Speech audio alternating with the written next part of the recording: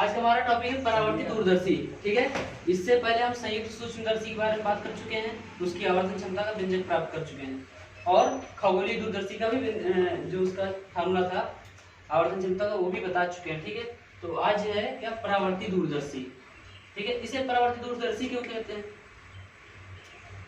उसमें क्या था, खगोलीय दूरदर्शी और सूक्ष्मदर्शी में क्या था, संयुक्त सूक्ष्मदर्शी में उसमें लगा था क्या अभिदर्शक लेंस, अभिदर्शक लेंस लगा था और नेत्रिका लेंस लगा था।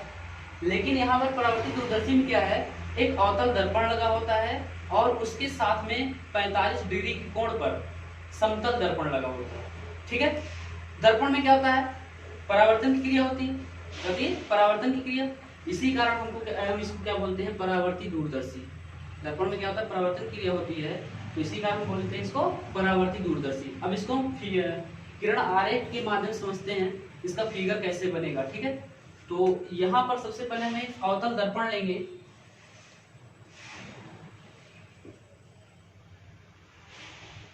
अवतल दर्पण कैसा होता है, इसका जो बाहरी पृष्ठ होता है वो पालिशदार होता है और भीतर वाले पृष्ठ से क्या होता है, परावर्तन होता है। ठीक है, और ये इसका क्या होता है, मुख्य अक्ष होता है।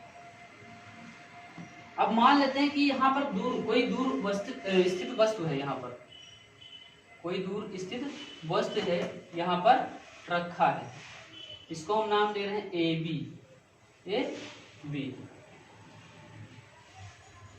अब इस वस्तु से किरणें आएंगी, तो इस तरीके से कुछ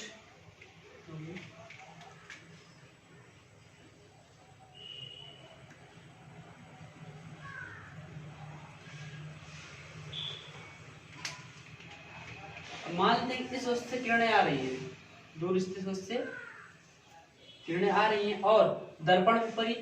ठीक है, दूसरी किरण आई इस तरीके से। अब क्या होता है, यहाँ पर इसके साथ में एक समतल दर्पण होता है जो कि 45 डिग्री के एंगल पर लगा होता है, इस तरीके से, कुछ इस तरीके से लगा होता है।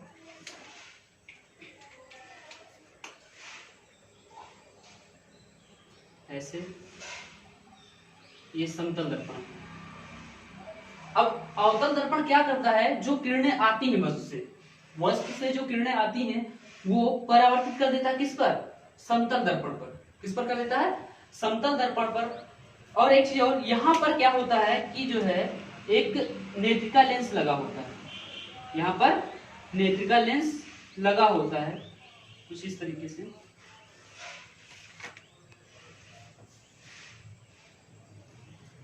ठीक है, यहां पर नेत्रिका लेंस लगा होता है।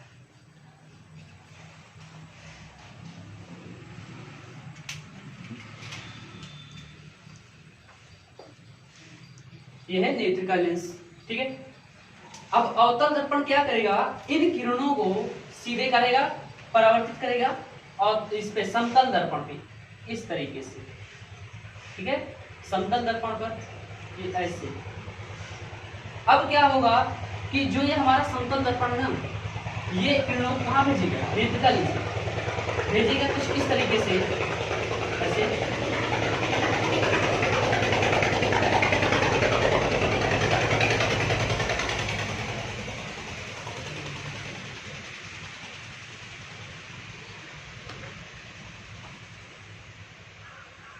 इस तरीके से।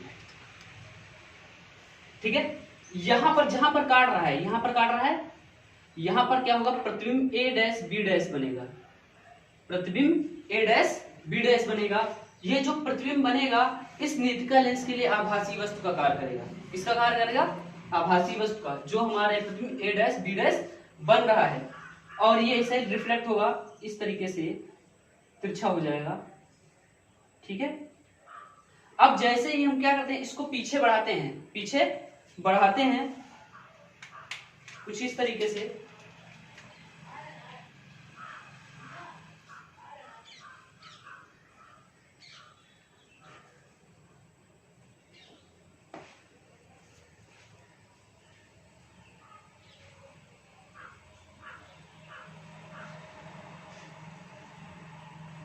और जहां पर मिली दोनों, जहां पर क्या हुआ, मिली, यहीं पर क्या होगा, ये वस्तु का जो है A double dash B double dash वस्तु का सीधा आभासी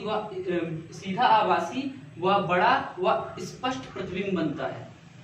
इस नेत्रिका लेंस से देखने पर क्या होगा, सीधा आभासी और बड़ा व स्पष्ट प्रतिबिंब बनता है। हमने क्या कहा कि इसमें एक अवतल दर्पण होता है।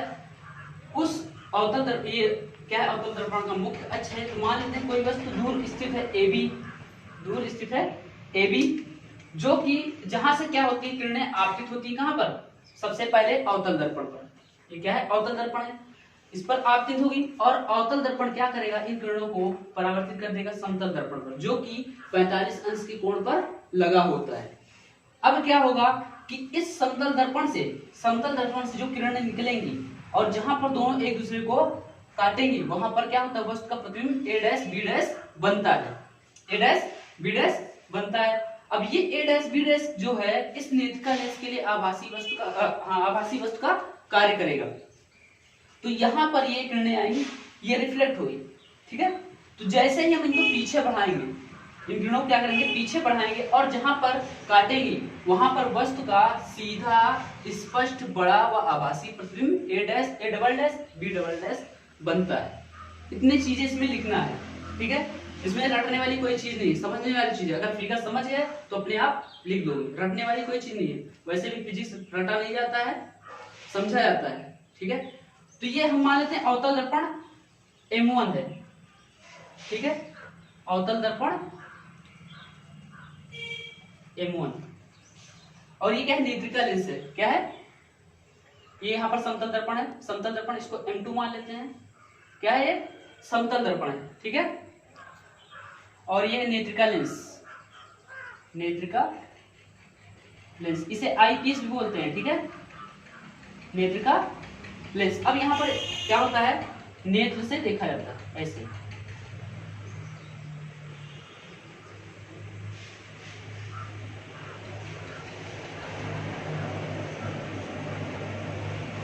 ठीक है, ये नेत्र है। तो इसमें हम पहली बार इसे परावर्तित दूरदर्शी क्यों कहते हैं, ये लिखते हैं, ठीक है। तो परावर्तित दूरदर्शी इसे इसलिए कहते हैं क्योंकि इसमें क्या होता है, अवतल दर्पण होता है और उसमें परावर्तन की क्रिया होती है। इसलिए यहाँ पर, जैसे वहां पर क्या था, खगोलीय दूरदर्शी था और संयुक्त सूक्ष्मदर्शी था। वहां पर क्या लगा था, अभिदर्शक लेंस और नेत्रिका लेंस।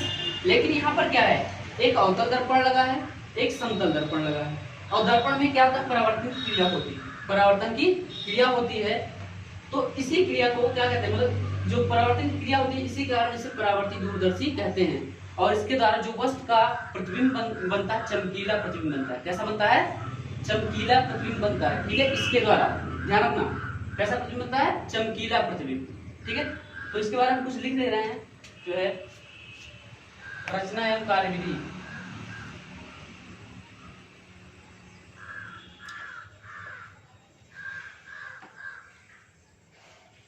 क्या लिखेंगे, इसमें एक अवतल दर्पण M1 होता है, इसमें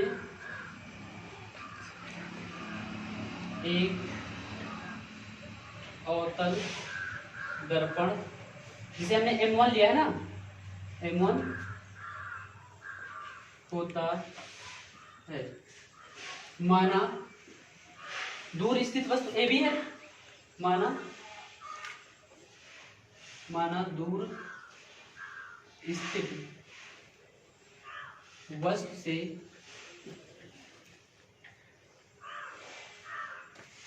किरणें अवतल दर्पण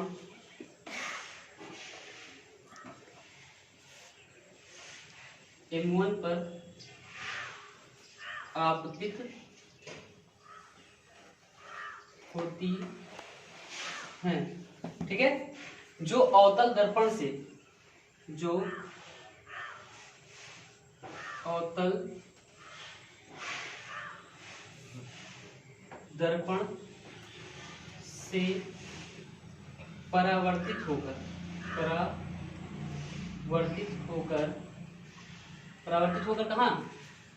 परावर्तित होकर 45 अंश के कोण पर, 45 अंश के कोण पर लगे समतल दर्पण पर आपतित होती है। अवतल दर्पण से परावर्तित होकर उसके साथ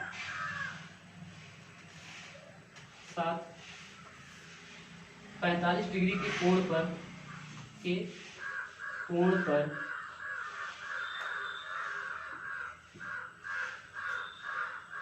लगे समतल दर्पण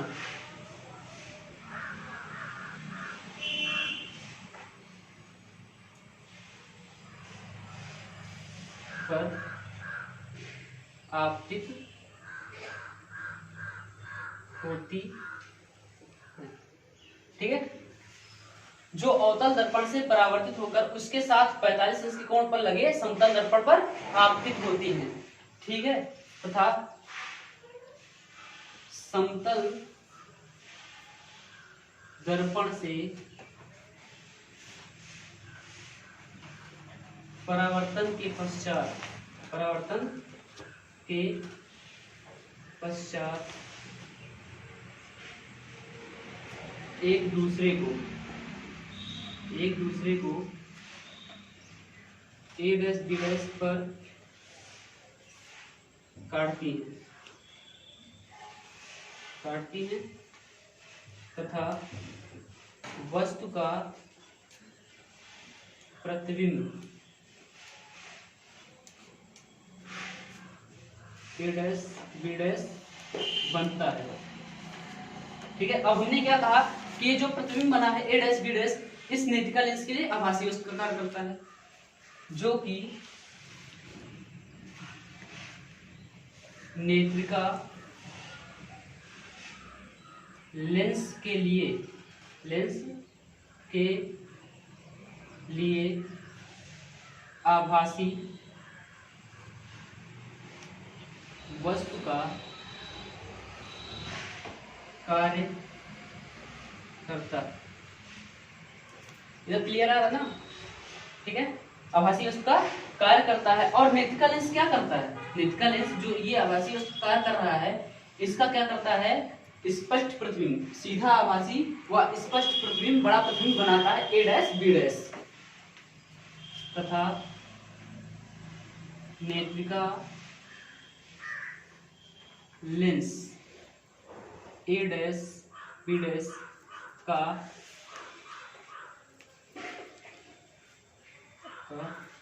सीधा आभासी बड़ा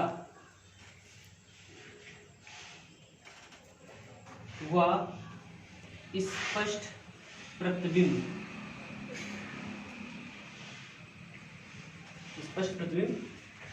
a double dash b double dash बनाता है, जो कि हमें आंखों द्वारा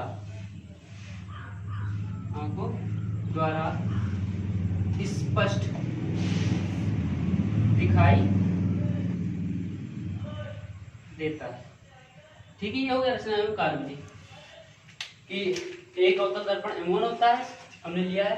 माना दूर स्थित वस्तु यानी AB वस्तु से किरणें अवतल दर्पण पर आपतित होती हैं, जो अवतल दर्पण से परावर्तित होकर उसके साथ 45 अंश के कोण पर ये M2 लगे समतल दर्पण पर आपतित होती है। आ रही है? ठीक है, तथा समतल दर्पण से परावर्तन के पश्चात एक दूसरे को a डैश b डैश पर काटती हैं, यहाँ पर काट रही हैं।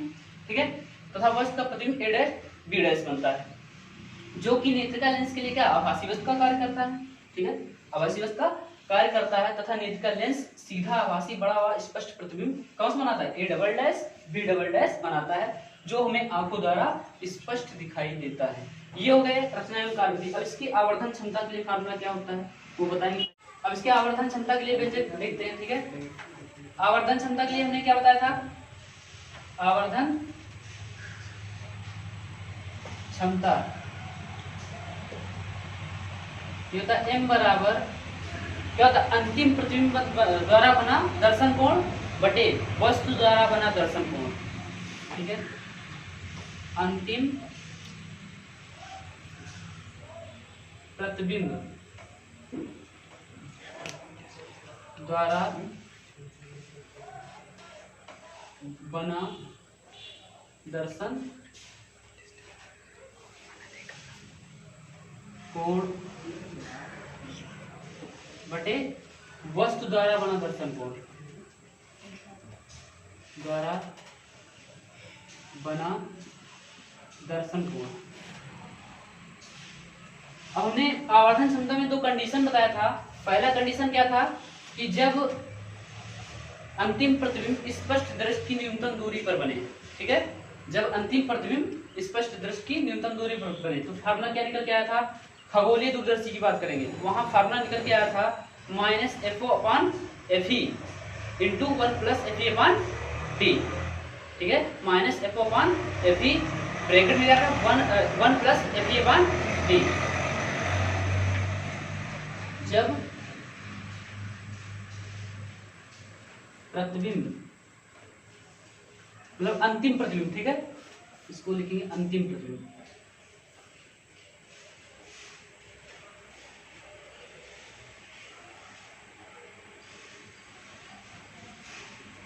स्पष्ट दृष्टि की न्यूनतम दूरी पर बने, ठीक है। तो इसके लिए m बराबर क्या आएगा, -FO/FE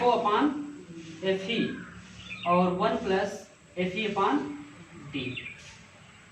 ठीक है। ये हो गया जब प्रतिबिंब कहाँ स्पष्ट दृष्टि की, अंतिम प्रतिबिंब स्पष्ट दृष्टि की न्यूनतम दूरी पर बने, ठीक है। अगर क्या हो जाए, अनंत पर बने, जब अंतिम प्रतिबिंब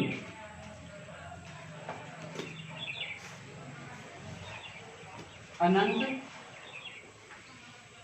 पर बने, तो अनंत पर बने डी क्या हो जाएगा, इन्फिनाइट हो जाएगा, डी इन्फिनाइट होगा तो ये वाला 0 हो जाएगा। तो क्या बचेगा, केवल बचेगा क्या, -m/FO/FE।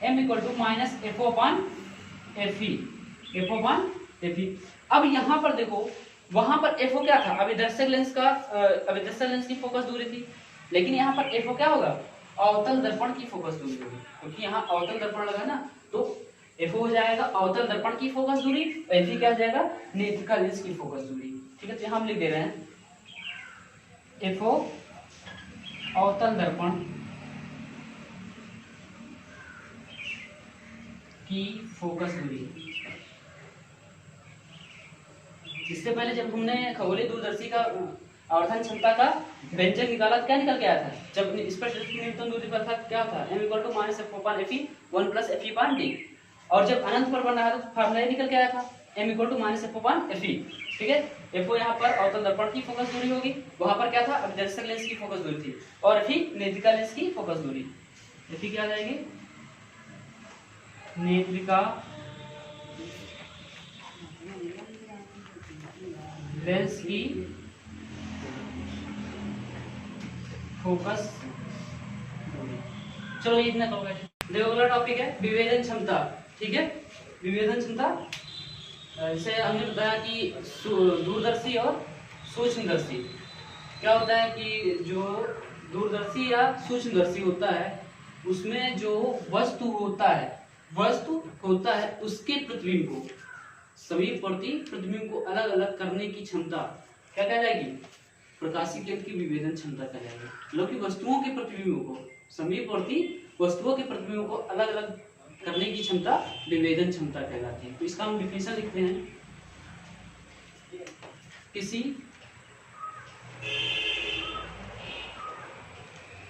प्रकाशिक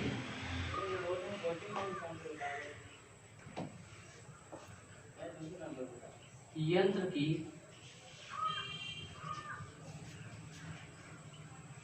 दो समीपवर्ती वस्तुओं के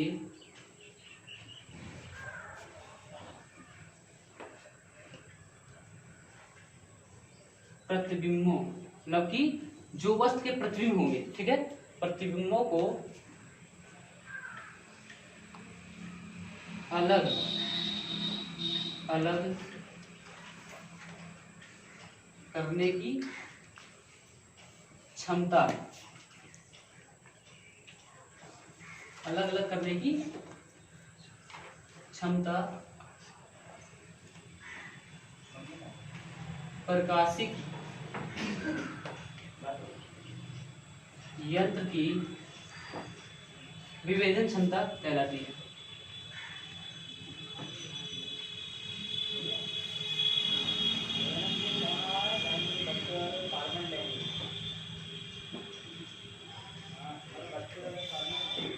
ठीक है, किसी प्रकाशिक यंत्र की दो समीपवर्ती वस्तुओं के प्रतिबिंबों को अलग अलग करने की क्षमता प्रकाशिक यंत्र की विभेदन क्षमता कहलाती है। अगर हम दूरदर्शी की विभेदन क्षमता की फार्मूला की बात करें तो दूरदर्शी के लिए क्या होता है, दूरदर्शी की विभेदन क्षमता, देखो अब प्रकाशिक यंत्र में दोनों आ जाएगा ना, दूरदर्शी सूक्ष्मदर्शी। तो दूरदर्शी के लिए क्या, दूर स्थित दो समीपवर्ती। अगर इसका डिफिनेशन लिखना चाहे तो हम इसका फार्मूला लिखाएंगे।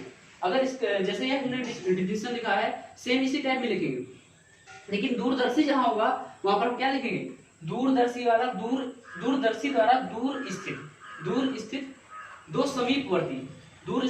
समीपवर्ती वस्तुओं के प्रतिबिंबों को अलग करने की क्षमता दूरदर्शी की विभेदन क्षमता कहलाती है। ठीक है, जैसे वहां पर हमने लिखा किसी प्रकाशिक यंत्र में विभेदन दूरदर्शी आ जाएगा और सूक्ष्मदर्शी दोनों आ जाएगा।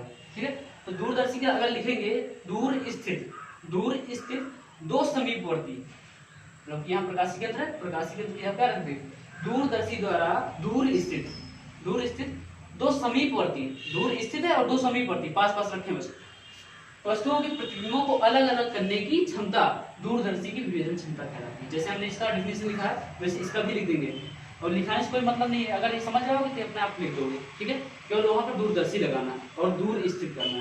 ठीक है, तो इसके लिए विभेदन क्षमता का जो फार्मूला होता है ये होता है D/1.22 लैम्डा, D/1.22 लैम्डा।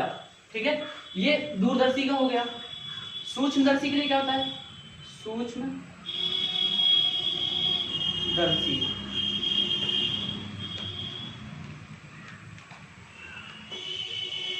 की विभेदन क्षमता। अब सूक्ष्मदर्शी है तो जैसे दूरदर्शी का डिफिनेशन लिखेंगे वैसे सूक्ष्मदर्शी का लिख देंगे। ठीक है, उसी टाइप में। तो सूक्ष्म क्या है कि सूक्ष्मदर्शी द्वारा दो समीपवर्ती वस्तुओं के प्रतिबिंब को अलग अलग करने की क्षमता क्या कहलाएगी, सूक्ष्मदर्शी की विभेदन क्षमता कहलाएगी। तो इसके लिए जो फार्मूला होता है वो हमारा होता है 2 sin अल्फा अपान 1.22 लैम्डा, 2 sin अल्फा अपान 1.22 लैम्डा।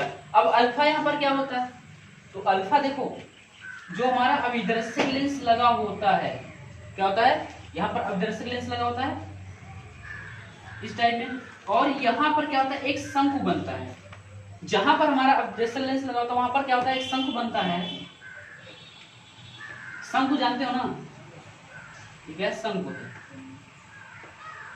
तो यहाँ पर इसका जो टोटल एंगल निकालेंगे इस शंकु का, तो अल्फा ये हो जाएगा, अल्फा ये हो जाएगा, यानी क्या हो जाएगा 2 अल्फा, यानी कि क्या होगा शंकु का कोण होगा, क्या होगा 2 अल्फा क्या हो जाएगा यहाँ पर शंकु का कोण, यहाँ लिख दे रहे हैं 2 अल्फा क्या है, जो यहाँ शंकु बन रहा है शंकु का कोण,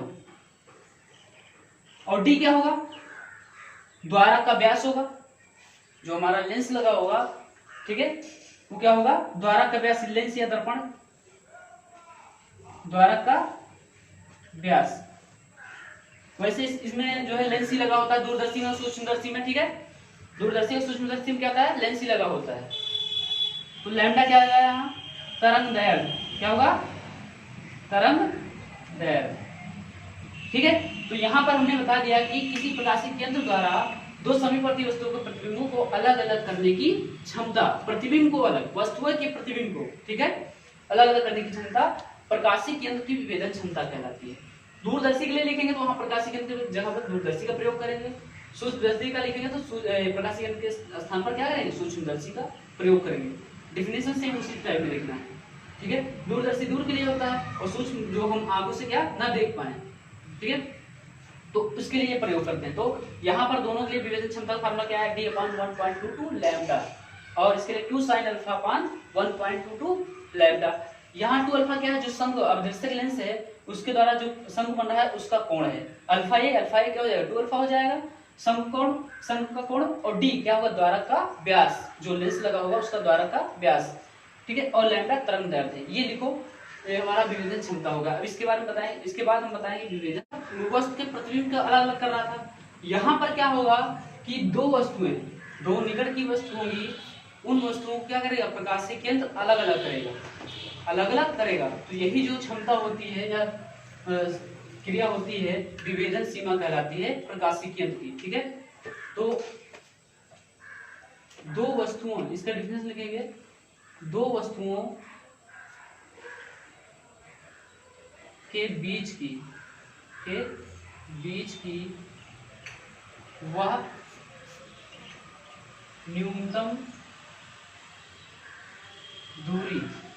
न्यूनतम दूरी जो किसी प्रकाशिक यंत्र द्वारा अलग दिखाई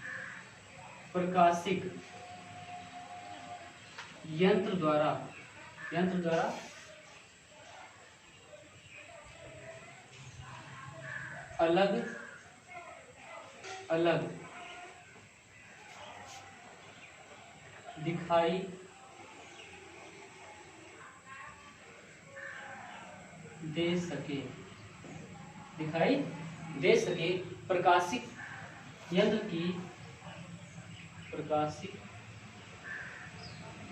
यंत्र की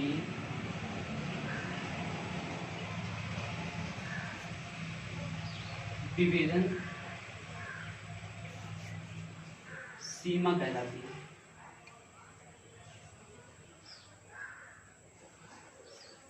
ठीक है, दो वस्तुओं के बीच की वह न्यूनतम दूरी जो किसी प्रकाशिक यंत्र द्वारा अलग अलग दिखाई दे सके,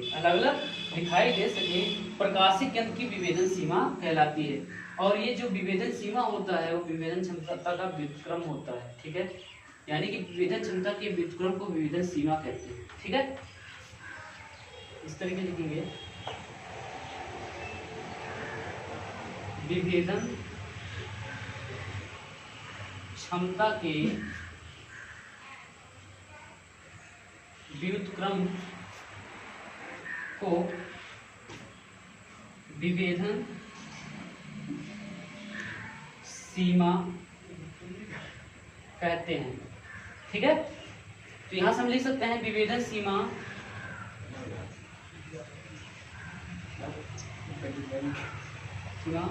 प्रोपोर्शनल टू 1 बाई विभेदन क्षमता,